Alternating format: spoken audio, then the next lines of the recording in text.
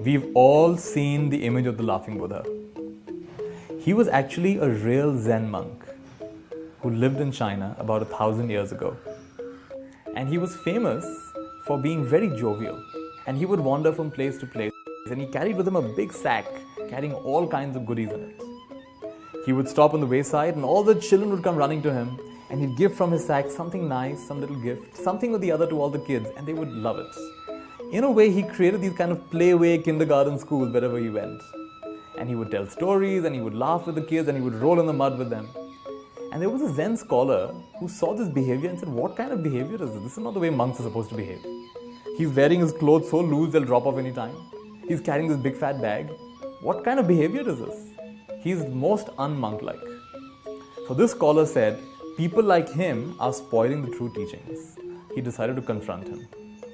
So one day, as this monk was walking down the road, this Zen scholar came in front of him and pulled out a sword and held the sword to him and said, tell me the meaning of Zen. And you know, this laughing Buddha, as he was called, always smiling, suddenly stopped smiling. And he released this big bag he was carrying. Loud sound.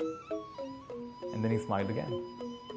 The scholar was still not fully impressed, so he said, how does one realize Zen?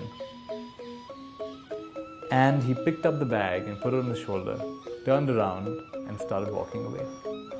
And the scholar realized he's in the presence of greatness, that he'd made a big mistake. He threw his sword away and went and asked for forgiveness. So in this story, without even saying anything, the monk is conveying some of the deepest lessons. What is the meaning of Zen?